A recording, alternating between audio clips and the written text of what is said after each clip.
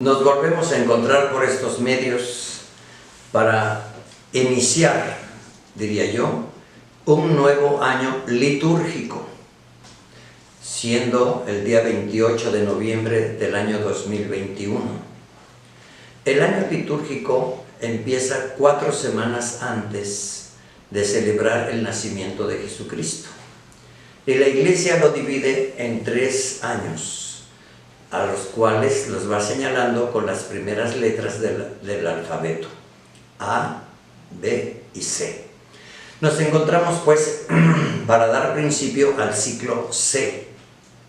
Este tiempo se llama el tiempo de Adviento, una palabra de origen latina que significa prepararnos por el que viene, advenire, que al mismo tiempo puede también sugerir para los tiempos que vienen, Adviento. Y la preparación dentro del orden cristiano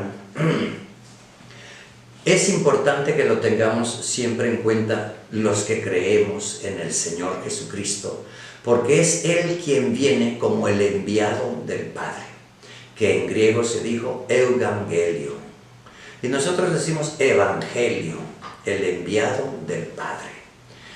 Tiene la misma raíz de los enviados de Dios, los ángeles, decimos.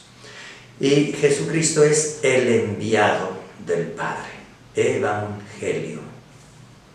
Conocido también en su forma usual como la buena noticia, la buena nueva.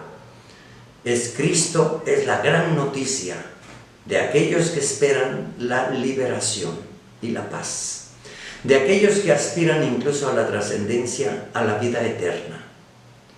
Así pues, hoy, dando principio al año litúrgico del ciclo C, nos vamos directamente al Evangelio de San Juan y nos presenta la Iglesia el discurso escatológico, es decir, el que nos habla de las cosas por venir, la escatología, los tiempos por venir, que incluso, ¿verdad?, dentro de lo que es el lenguaje en la Escritura, San Lucas va a tomar algunas palabras que se llaman apocalípticas, es decir, de aquellas cosas futuras que se anuncian de parte del Señor.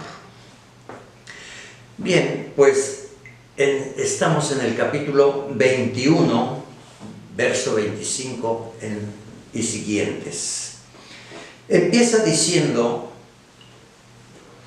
habrá señales prodigiosas en el sol, en la luna y en las estrellas. En la tierra las naciones se llenarán de angustia y de miedo por el estruendo de las olas del mar. La gente se morirá de terror y de angustiosa espera por las cosas que vendrán sobre el mundo, pues hasta las estrellas se bambolearán. Entonces verán venir al Hijo del Hombre en una nube con gran poder y majestad. Permítanme detenerme en este pequeño texto que acabamos de leer para hacer referencia a este tipo de lenguaje, que repito, es un lenguaje apocalíptico, pero que tiene razones muy importantes. San Lucas, para empezar, es posterior, por así decirlo, a los que vivieron muy de cerca con Jesucristo. No quiere decir que él no haya conocido a Jesucristo tal vez en sus primeros años, pero más bien convivió con la Santísima Virgen María, Madre de nuestro Señor Jesucristo. Él era un hombre ilustrado que al mismo tiempo conocía las Escrituras, y van a tomar muchos aspectos en esta lectura que yo diría la va a dividir en 3 grandes partes. La primera, ¿verdad?, cuando nos habla con esos términos, la angustia, o se refiere a la situación que se vivió, diría yo, por ejemplo, en 198 años antes de que naciera Jesucristo, el profeta Daniel utiliza más o menos el mismo tipo de lenguaje apocalíptico. Y en aquel entonces, el rey Antíoco IV Epífanes había profanado el pueblo y había profanado el templo de Israel, que era el gran orgullo para todo israelita. Y se le hizo muy fácil poner incluso en el altar principal, en el altar de las ofrendas, una figura, ¿verdad?, que era pues propiamente un ídolo, ¿verdad?, una abominación que causó desolación, ¿verdad?, una abominable desolación que dañó y hizo sentir muy mal a todos los judíos, a todo el pueblo de Israel, porque había puesto una imagen, ¿verdad?, para que en lugar de adorar a Dios, se adorara a esa figura como una idolatría. Y eso era para el pueblo de Israel algo abominable, algo sucio, algo lamentable, que generó ante la impotencia de no poderse defender una verdadera desolación. Esos términos que los encontramos con mayor claridad en los evangelios de San Marcos y de San Mateo. Sin embargo, Lucas no hace mucha referencia en cuanto a una profecía tan directa, ¿no?, ni tampoco como un dato tan histórico, pero sí usa esos términos que eran muy conocidos en Israel, ¿no? Una abominación, algo abominable, despreciable, doloroso, ofensivo, porque había mandado poner una imagen de Júpiter. Y evidentemente, pues eso era una idolatría. Por esa misma razón, el Señor, a través de los profetas, empezó a hablar de cómo iba a darle la liberación a su pueblo. Ya en los tiempos de Jesucristo vemos también cosas semejantes, y después de Jesucristo, incluso allá con Calígula, que incluso un día se le ocurrió no solamente profanar el templo y destruirlo, sino que incluso quiso poner una imagen suya en el altar principal de las ofrendas, repito, y que causó también como una abominación, ¿no? Era algo detestable.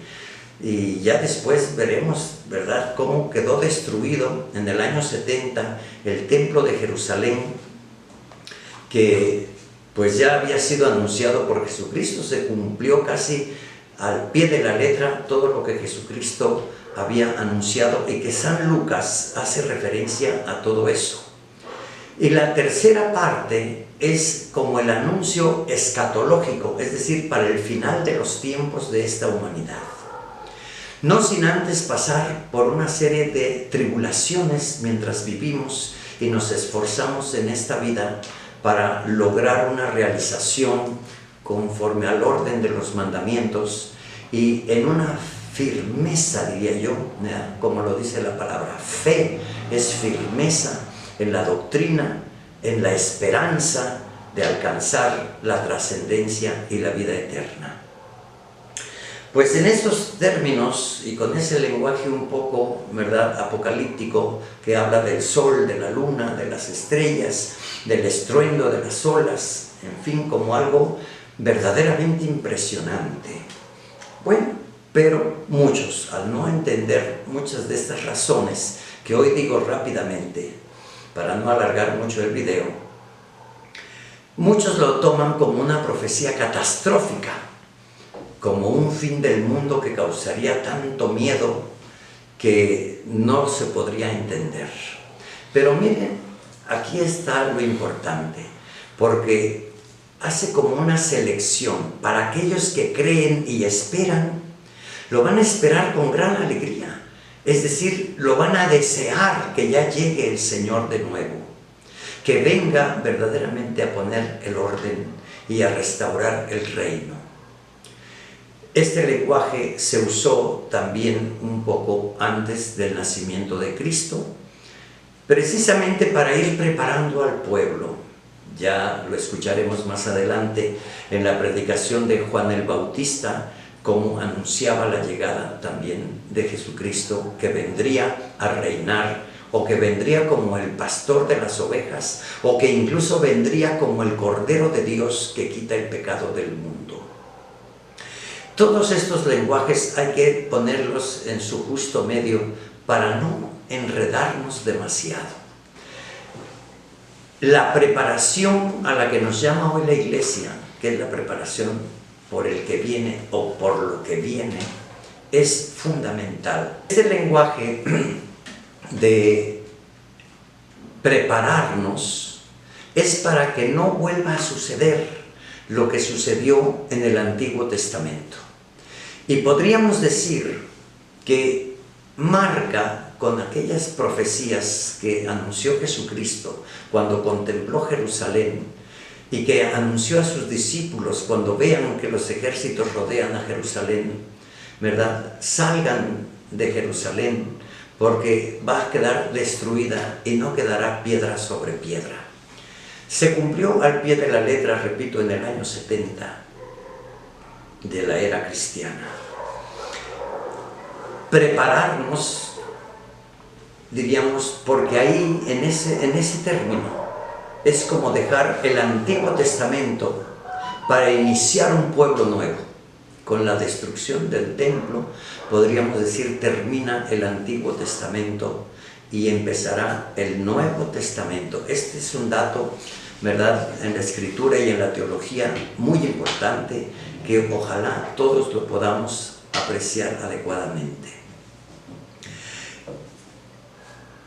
En el tiempo de Jesucristo sabemos muy bien que el pueblo de Israel, sometido por el Imperio Romano, vivía en la pobreza. El pueblo de Dios estaba subyugado, podemos decirlo así, y el Señor viene como el pastor para juntar a su rebaño y a sus ovejas. Y en la misma tarea de Jesucristo, como el buen pastor que va a hacer un llamado para que nos preparemos al reino de Dios.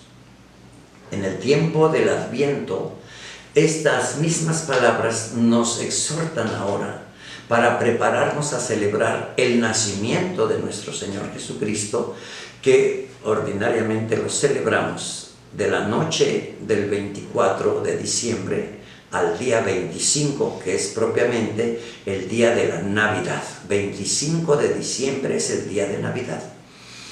Es decir, celebramos el nacimiento del Mesías. Nos alegraremos profundamente y entraremos en un camino de confianza y de esperanza, porque el que viene a liberarnos ya está en medio de nosotros y viene para poner su reino. El lenguaje de este primer texto que leímos anteriormente del Evangelio de San Lucas, del capítulo 21, de los versos 25 en adelante, nos hablan incluso de los tiempos últimos también. Cuando el Señor venga de nuevo, trata de decir algo importante. Viene el Señor con todo el esplendor de su fuerza y de su gloria.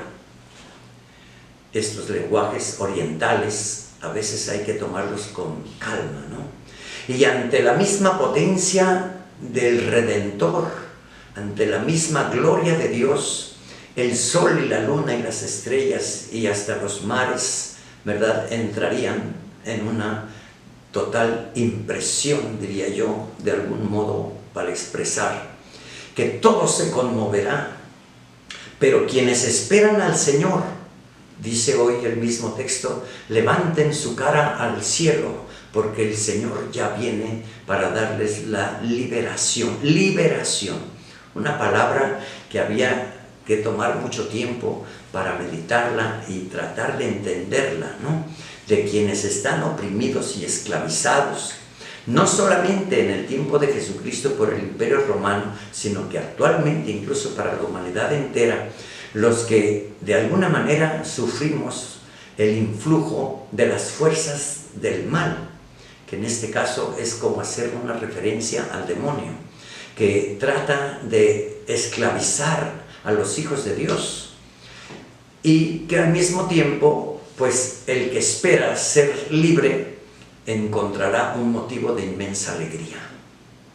No solamente el Señor nos librará del demonio, sino que al mismo tiempo de nuestra misma miseria y pecado, como decimos, y nos dará su propia vida, que ya lo meditaremos en la Semana Santa, nos dará incluso su propia vida para que tengamos una vida nueva, una vida que va más allá del tiempo, que no se cuenta con los años y los calendarios, sino que es vida nueva, vida en abundancia y vida eterna.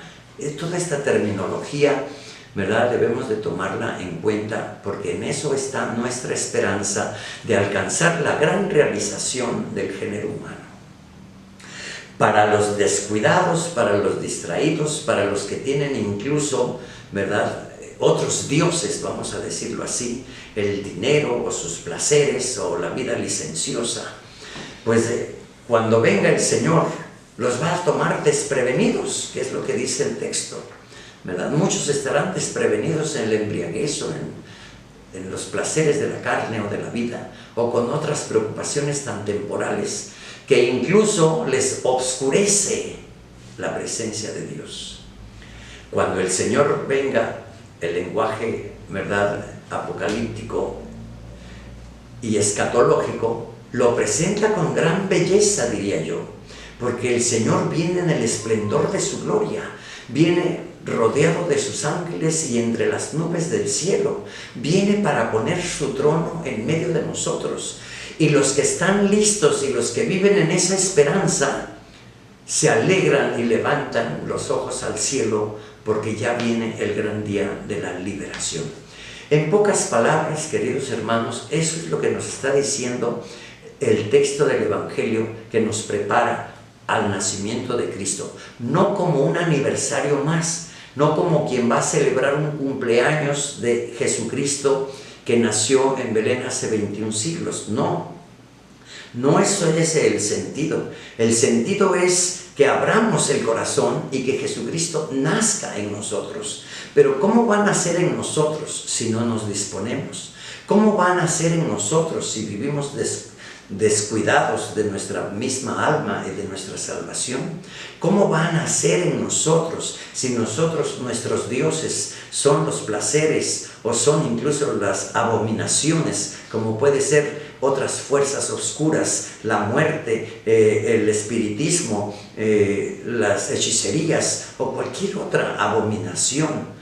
En lugar de tener al centro del trono y del corazón a Jesucristo, tenemos ídolos. Eso se llama idolatría. Ahí donde incluso tu propia persona, ¿verdad?, le rindes tanto culto que te lleva entre las vanidades a una vida oscura y de mucho fracaso, y además de mucho dolor y de gran desilusión, de muchas depresiones y de mucha violencia, porque todo eso genera violencia, rebeldía. Queridos hermanos, preparar el corazón para que Cristo nazca en nosotros no es solamente entonces recordar o celebrar, como decíamos en el lenguaje cotidiano, el cumpleaños 2022 o 2021, porque todavía estamos en el 2021, del nacimiento de Cristo. No vamos a celebrar su cumpleaños, hermanos, ni vamos a celebrar un dato histórico, no. Si Jesucristo real y verdaderamente nace en nosotros, para lo cual preparamos una casa, preparamos nuestros matrimonios, nuestras familias, nuestros hijos o nuestros padres, hermanos, y nos preparamos en ese entusiasmo. Muy distante todo esto de lo que hoy el mundo quiere celebrar, como las preposadas, por ejemplo, que es un consumismo comercial de intercambio de regalos y de cosas fatuas, diría yo, temporales, y hacer las comilonas y hasta las borracheras, y muchas veces hasta la violencia y los crímenes que se dan en muchas gentes que llevan todo esto al relajo, a la vulgaridad, a la mundaneidad. Qué importante pues escuchar hoy esta exhortación que da principio al Adviento para que durante estas 4 semanas, ¿verdad?, mientras celebramos el nacimiento de Cristo, vayamos verdaderamente de regreso al Señor, con la luz de la fe, con la luz de la esperanza y sobre todo con la misma luz del amor y del Espíritu de Dios. Así son las amonestaciones que le daba San Pablo a los tesalonicenses, que es la segunda lectura de hoy, para que vivamos llenos de amor mutuo, un amor hacia los demás. San Pablo incluso decía, como el amor que yo les tengo a ustedes, ¿verdad? Que el amor se conserve en sus corazones y sus corazones se conserven irreprochables en la santidad ante Dios nuestro Padre, hasta el día en que venga nuestro Señor Jesús de nuevo en compañía de los ángeles y de los santos.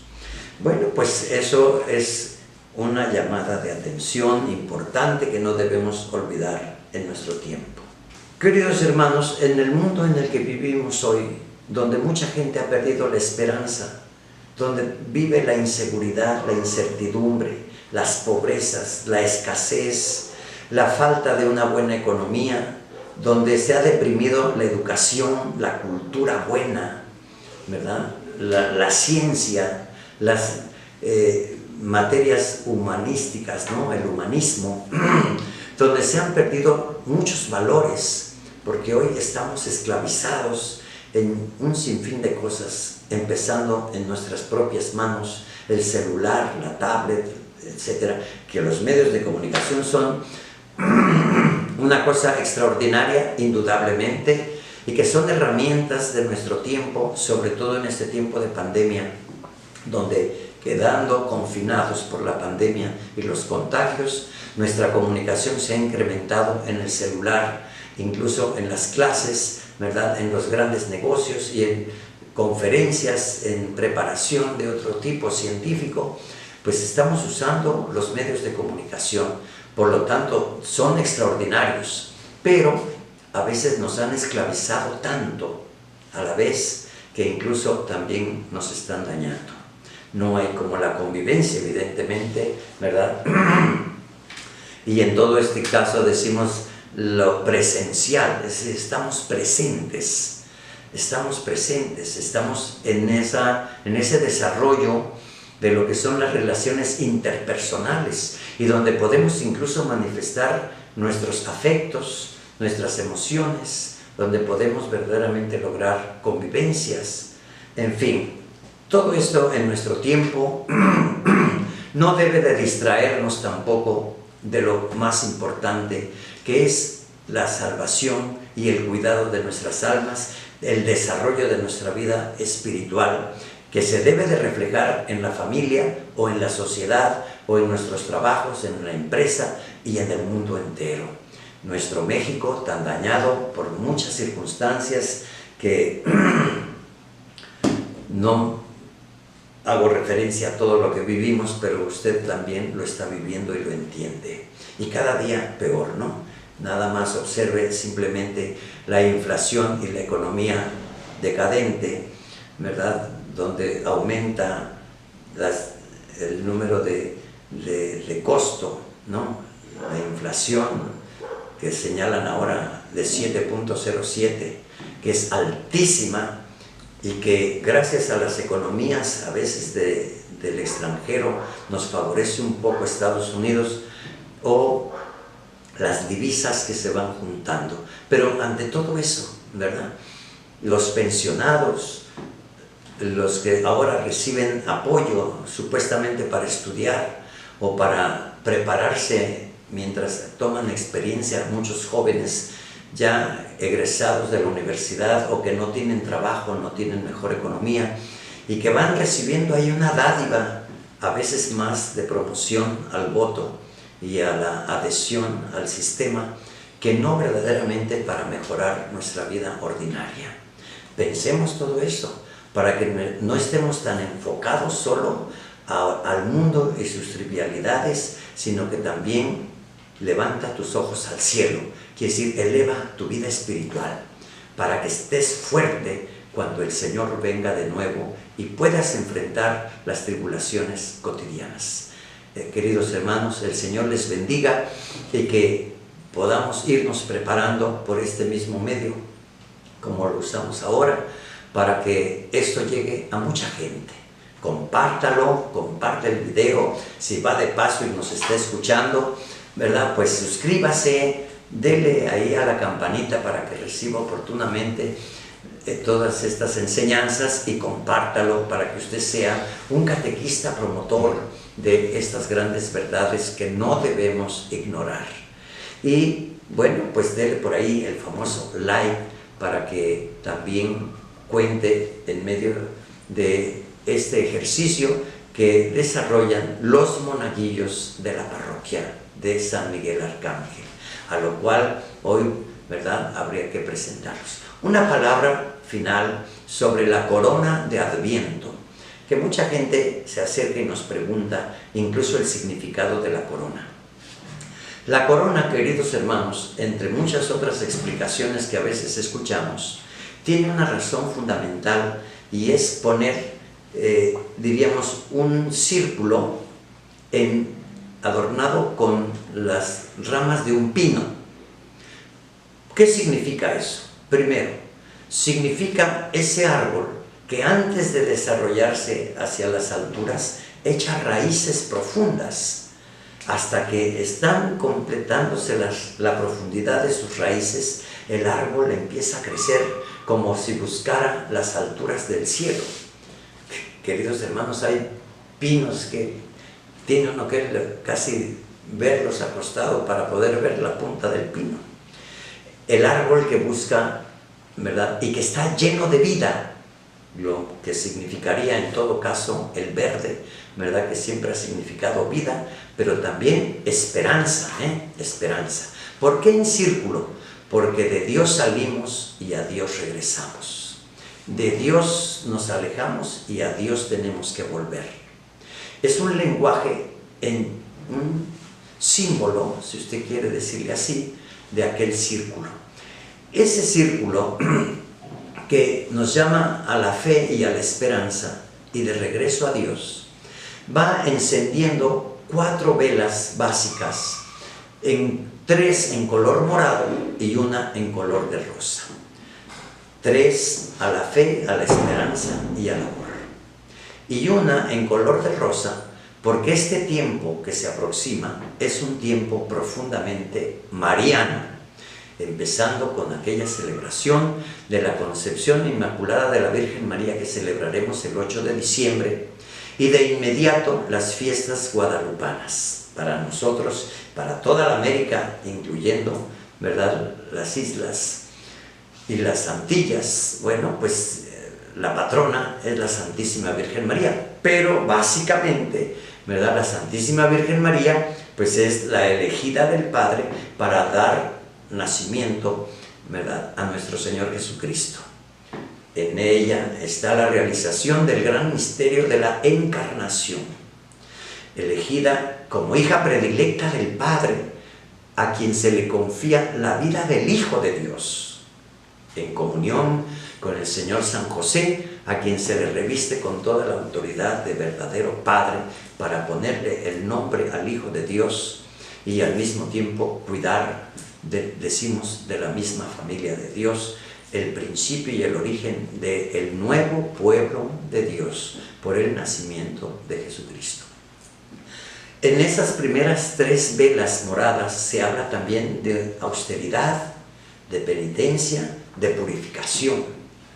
Finalmente pondremos al centro de la corona una vela blanca para celebrar ya de la noche del 24 al día 25 el nacimiento de nuestro Señor Jesucristo, que en ese entonces ya muchos lo adornan con esferitas o con tiritas luminosas o con una luz, en fin, en nuestro templo no debe de faltar, y yo diría que en nuestras familias cristianas tampoco debe de faltar, para que durante este tiempo presente esa corona en medio de nuestra casa, en un lugar visible donde todos acudimos, como es la sala o el lugar de convivencia, nos recuerde que estamos en tiempo de preparación y que debemos de evitar todo libertinaje y que debemos de entrar incluso en una conversión, en un verdadero arrepentimiento de nuestras faltas y, por qué no decirlo, procurar incluso un buen examen de conciencia para hacer una buena confesión, que el Señor nos revista con su gracia, con su amor, con la dulzura y la belleza y la ternura de su corazón amoroso. Bueno, esa es la corona de Adviento, que ustedes lo vivan, pueden rezar el rosario porque es tiempo mariano, repito, alrededor de la corona, encendiendo una vela cada 8 días. Son 4 semanas, son 4 velas, 3 moradas, una color de rosa en honor a la Santísima Virgen María y una blanca que es una 5ª vela al nacimiento del Señor. El Señor les bendiga, hermanos, en el nombre del Padre, del Hijo y del Espíritu Santo. Amén. Nos volvemos a ver dentro de 8 días, primeramente Dios.